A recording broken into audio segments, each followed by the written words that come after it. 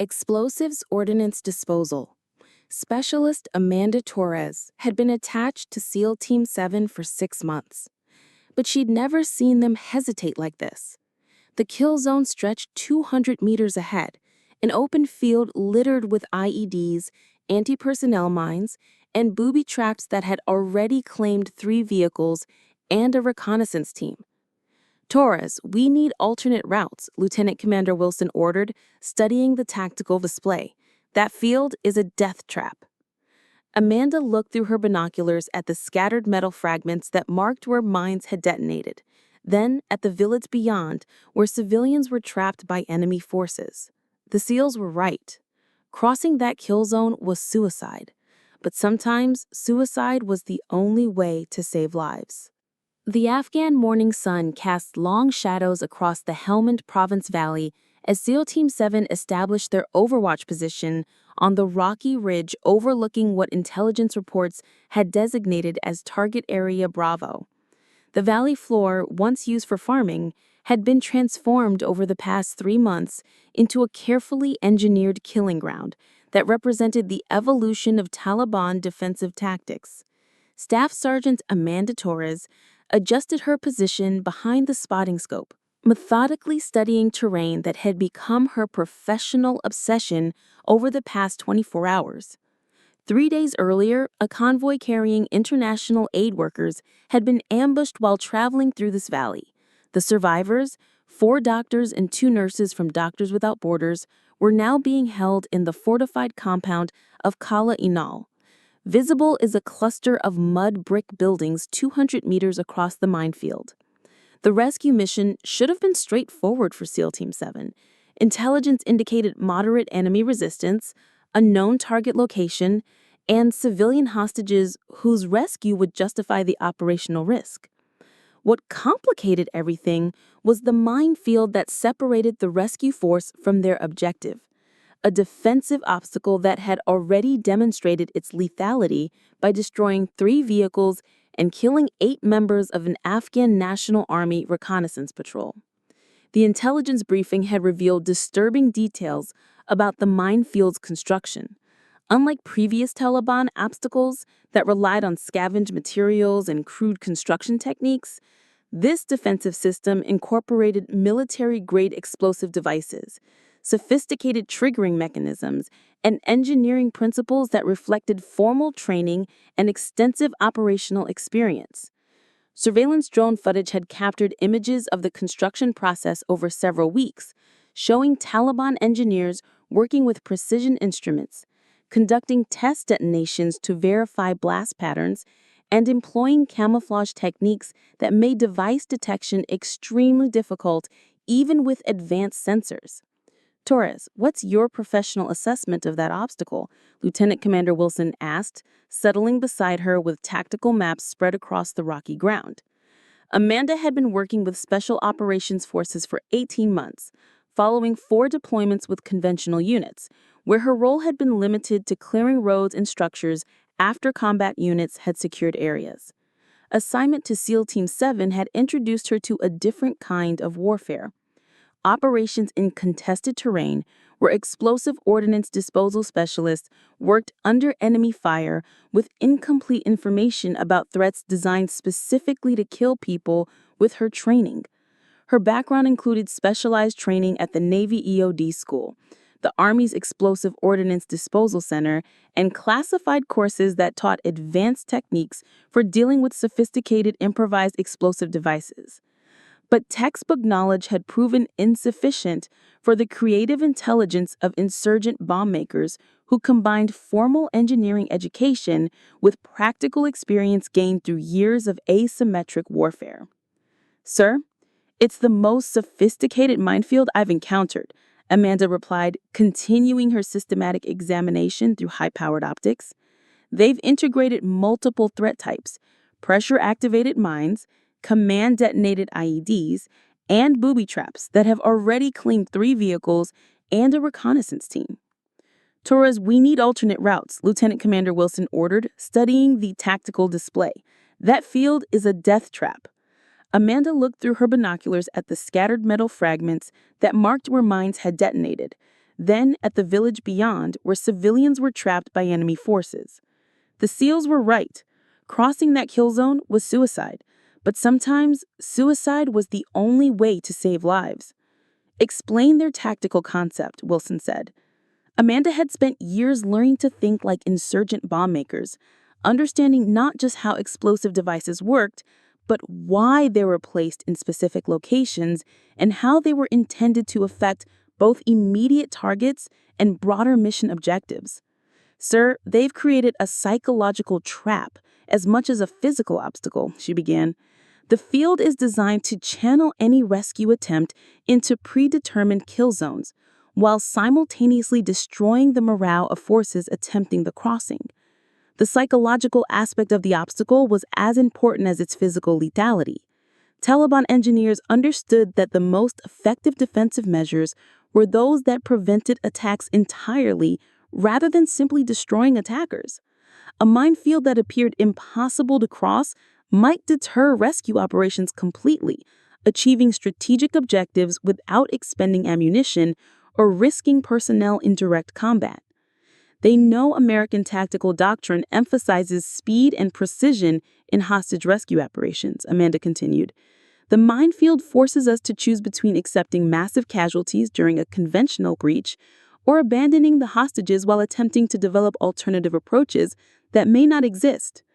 Wilson checked his watch against the intelligence timeline that governed their operational window. The hostages had been captured 72 hours earlier. Intelligence sources indicated they would be executed at sunset if rescue operations weren't completed, giving SEAL Team 7 approximately 6 hours to solve a problem that conventional military engineering would require days to address properly. The time constraint wasn't arbitrary. Intelligence intercepts had revealed the Taliban leadership was using the hostage situation as a propaganda opportunity, planning to broadcast the executions as a demonstration of their ability to defeat American rescue operations. The psychological impact of such a broadcast would extend far beyond the immediate tragedy, potentially influencing Taliban recruitment and American public support for military operations. How long would standard clearance procedures take? Wilson asked. Amanda calculated the time required to systematically identify and neutralize each explosive device using established EOD protocols. The mathematics were discouraging. Sir, conventional clearance of a single lane through this field would require 12 to 16 hours under optimal conditions. She said that assumes no enemy interference, perfect weather, and specialized equipment we don't have available. The timeline made conventional approaches impossible. Even if sufficient time were available, systematic clearance would require heavy engineering equipment, additional EOD personnel, and explosive ordnance disposal procedures that would announce American intentions to every enemy observer in the region. Standard minefield clearance involved methodical procedures designed to ensure maximum safety for clearance personnel. Each suspected device location had to be approached carefully, identified positively, and neutralized using techniques that minimize risk to the EOD specialist. The process was slow, deliberate, and completely unsuitable for time-critical hostage rescue operations. Amanda had joined the military 6 years earlier after completing an engineering degree at the University of Texas. She had chosen explosive ordnance disposal as her specialty because it combined her technical background with direct contribution to soldier safety and mission success. Her first deployment had taught her that modern combat bore little resemblance to the controlled training environments where she had learned basic EOD procedures. Real combat required explosive ordnance disposal specialists to work in contested areas under time pressure with incomplete information about threats that had been specifically designed by intelligent and creative adversaries. Each deployment had added to her understanding of insurgent tactics and her ability to solve EOD problems that defeated specialists who relied solely on technical training and standard procedures. Her reputation within the special operations community had been built on successful resolution of explosive ordnance problems that had stumped other specialists. She had developed intuitive understanding of how insurgent bomb makers approach their craft, allowing her to recognize patterns and predict device placement with accuracy that sometimes seemed supernatural to colleagues who didn't understand the analytical framework she employed. "Sir, there might be an unconventional solution to this problem," Amanda said, studying the minefield through analytical frameworks she had developed through years of experience with insurgent engineering. "Explain." "The field is designed based on assumptions about how American forces will approach the problem of crossing defended terrain. Those assumptions create predictable patterns in how threats are distributed, and patterns can be analyzed and potentially exploited." Wilson had enough combat experience to recognize that desperate situations sometimes required innovative solutions, but he also understood that unconventional approaches carried risk that could result in catastrophic failure when applied incorrectly. "Torres, I need specifics. What kind of unconventional solution are you proposing?" Amanda pointed to areas of the minefield that appeared most heavily defended. "Sir, they've concentrated their most lethal devices along routes that provide tactical advantages to attacking forces. Areas with natural cover, good fields of observation, and logical approach lanes. Standard defensive engineering." "Yes, sir. But they've also created areas that appear extremely dangerous, specifically to discourage approach through routes that might actually be safer than the obvious alternatives." Wilson studied the terrain again, trying to understand the counterintuitive logic Amanda was describing.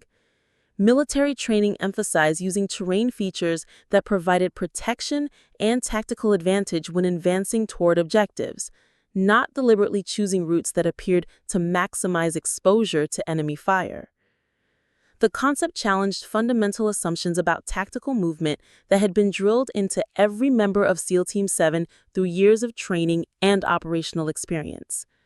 American military doctrine was built on principles of using terrain to advantage, minimizing exposure to enemy fire, and maintaining tactical initiative through superior positioning and movement techniques. You're suggesting that the most dangerous-looking areas might actually contain fewer threats. "Sir, I'm suggesting that insurgent bomb makers face the same logistical constraints that limit all military engineering. They can't place unlimited numbers of explosive devices across every square meter of a 200-meter field. They have to make choices about where to position their most effective weapons." Amanda's analysis was based on her understanding of the practical limitations that governed insurgent engineering capabilities. Even sophisticated bomb makers worked within constraints of available materials, construction time, and technical expertise. These limitations created patterns in how defensive obstacles were constructed, and patterns can be recognized by someone with sufficient experience and analytical capability. "Torres, are you volunteering to test this theory by leading a crossing of that minefield?" Amanda looked at the obstacle, then at the village beyond where innocent people were facing execution because a group of elite warriors had encountered a tactical problem they couldn't solve using conventional methods. The decision represented the convergence of everything she had learned during 6 years of explosive ordnance disposal training and 4 combat deployments in some of the most dangerous environments in the world. The weight of the decision extended beyond personal risk. If she was wrong about her analysis, she would die within the first few steps of her crossing attempt. If she was correct but made execution errors, the result would be the same.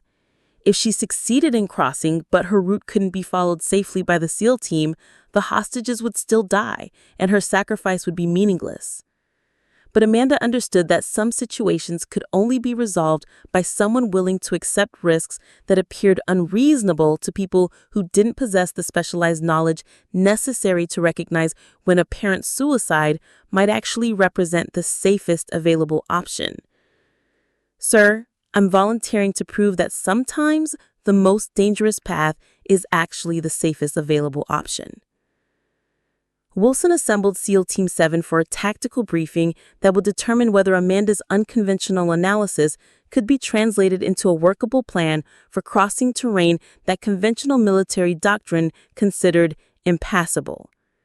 Chief Petty Officer Michael Rodriguez, The team's senior enlisted leader examined Amanda's proposed route with skepticism, earned through 20 years of special operations experience in Iraq, Afghanistan, and Syria. Torres, you're talking about walking across a minefield that was specifically designed to kill American Special Operations Forces. Rodriguez said, that's the definition of suicide. Chief, I'm talking about crossing it using knowledge of how these devices were placed and why certain areas were left less heavily defended than others. Petty Officer First Class James Martinez, the team's point man, studied the terrain through high-powered optics. His experience with urban warfare and close-quarters combat in multiple theaters had taught him to recognize patterns in how insurgent forces approach the problem of killing American soldiers. Ma'am, this field looks like someone took 20 years of lessons learned about fighting Americans and created the ultimate trap. That's exactly why the approach might work, Amanda replied. Ultimate traps follow ultimate patterns. Once you understand the pattern, you can identify the exceptions. Petty Officer Second Class David Chen, the team's intelligence specialist, had been monitoring enemy communications and analyzing signal intelligence throughout their reconnaissance of the target area. Ma'am, intercepts indicate Taliban forces have established multiple observation positions watching this field, Chen reported. Even if you identify a safe route, they'll be able to observe your movement and potentially trigger command-detonated devices. Amanda had considered this threat during her analysis of the minefield's defensive systems.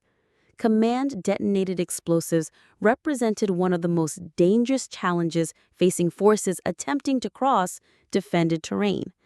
But they also created vulnerabilities that could be exploited by someone who understood the psychological and technical constraints governing their employment.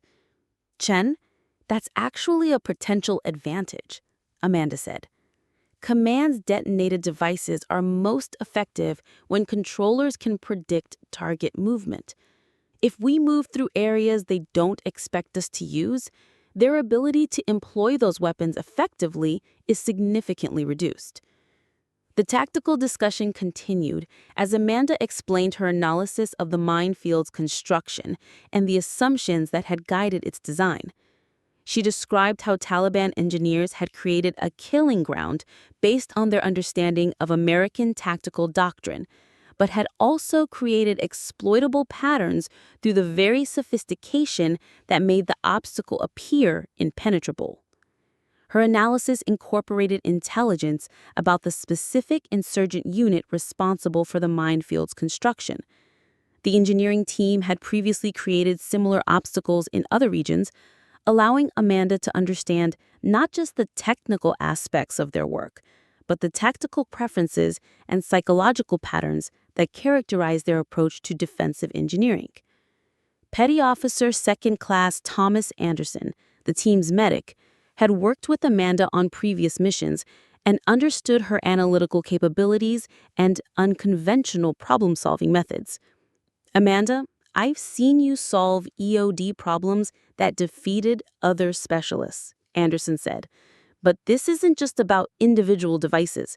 This is about crossing 200 meters where every step could trigger instant death.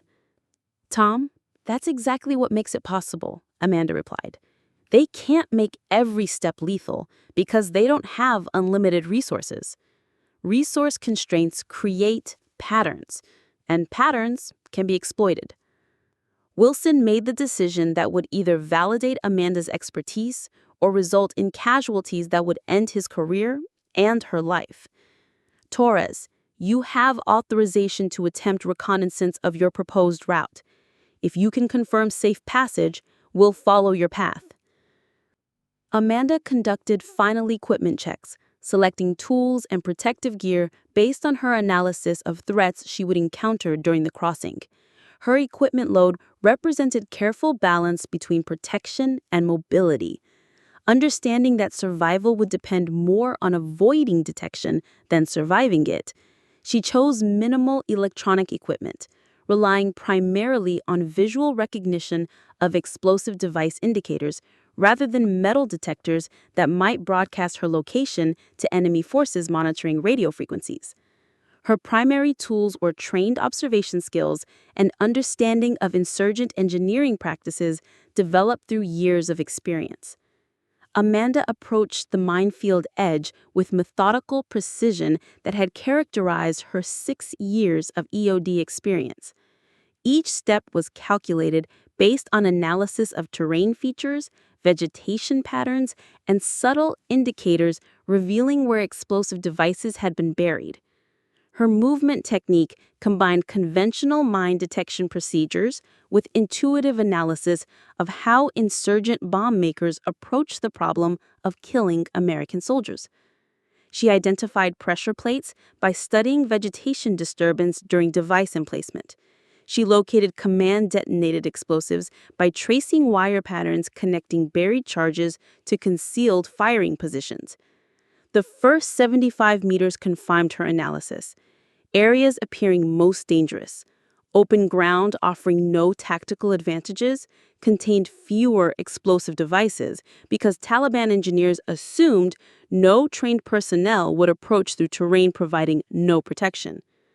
Amanda navigated using understanding that the obstacle designers had created a tactical puzzle based on assumptions about how enemies would behave when confronted with apparently insurmountable challenges.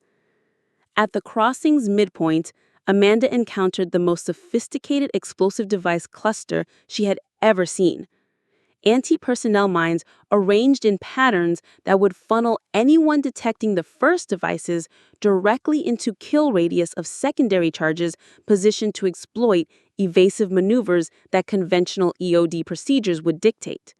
The configuration represented a culmination of insurgent learning about defeating American military capabilities. It specifically targeted training, equipment, and tactical procedures that EOD specialists used when navigating dangerous terrain. But Amanda had spent years learning how such sophisticated traps could be defeated. She identified the narrow corridor existing between overlapping blast zones, marked it for the SEAL team, and continued her advance toward the objective.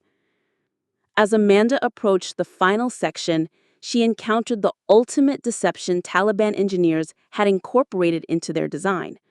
What appeared to be clear passage, an obvious route seeming to offer safety after successfully navigating most of the obstacle, was actually the most densely mined area of the entire field. This final trap was designed to kill anyone who had successfully crossed most of the minefield and might believe they had solved the tactical puzzle.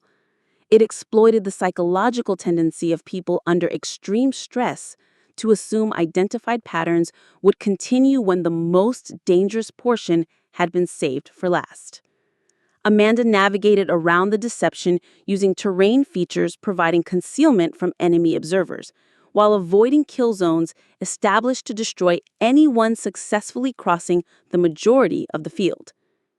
"Torres to Team 7, she radioed, after 90 minutes of careful movement. "I have reached the objective side. Route is marked and confirmed safe." Within 25 minutes, SEAL Team 7 had crossed the minefield using Amanda's markers. Not a single explosive device detonated. No team members were injured. The hostage rescue operation was executed with textbook precision. All 6 civilian aid workers were recovered safely. Taliban forces were neutralized with no American casualties. The mission's success depended entirely on Amanda's willingness to take the first step into terrain conventional analysis had declared impassable. 2 days later, Lieutenant Commander Wilson submitted recommendations for Amanda to receive the Bronze Star with valor for actions enabling successful completion of the critical rescue mission. "Torres, what you accomplished was either brilliant tactical innovation or the luckiest decision in military history," Chief Rodriguez said during the return flight. "Chief, preparation meeting opportunity creates what people call luck," Amanda replied. 3 weeks later, Amanda received orders to report to the Joint IED Defeat Organization at Fort Belvoir, where she would develop training programs based on her analysis of advanced insurgent minefield tactics. Her techniques for identifying safe routes through apparently impassable terrain would be incorporated into EOD curricula and special operations doctrine throughout the military. Methods she developed would prepare specialists for operations where conventional clearance procedures were inadequate. Amanda's approach, known as the Torres method among EOD specialists, required understanding not just technical aspects of explosive devices, but psychological and tactical thinking guiding their employment by insurgent forces. The method emphasized analyzing human motivations behind obstacle construction, rather than relying solely on technical procedures and electronic equipment. It demanded psychological insight combined with technical expertise, analytical thinking balanced with personal courage. Years later, Amanda received reports from EOD specialists who had used the Torres method to save lives in conflicts worldwide. Each successful application validated her belief that understanding enemy psychology was as important as explosive engineering for protecting American forces. The Helmand Province minefield became a case study in how individual expertise could solve tactical problems defeating elite units when conventional approaches proved inadequate. Amanda understood her success depended not just on technical knowledge, but willingness to take the first step when everyone else recognized it as potentially suicidal. Some problems could only be solved by people willing to do what appeared impossible. Sometimes salvation required understanding that the path through hell was shorter than the path around it. Amanda Torres had taken the first step into a kill zone and shown others how to follow safely. That step would echo through military training for decades, teaching future EOD specialists that sometimes the most dangerous path was actually the way home. Her legacy would be measured not in awards, but in lives saved by specialists who learned to think like enemies and find safe passage through landscapes designed to kill them. The Bronze Star represented more than individual courage. It proved that expertise, properly applied with precision and courage, could overcome obstacles conventional wisdom declared insurmountable. Some warriors charged through barriers. Others walked through carefully, understanding that knowledge and patience could defeat sophisticated engineering and psychology. The kill zone that stopped SEAL Team 7 became a testament to individual expertise applied when conventional solutions proved inadequate and unconventional thinking provided the only path to success. Her methods would be studied and refined by military analysts, incorporated into training programs that prepared future generations of EOD specialists for challenges that hadn't been anticipated by traditional military doctrine.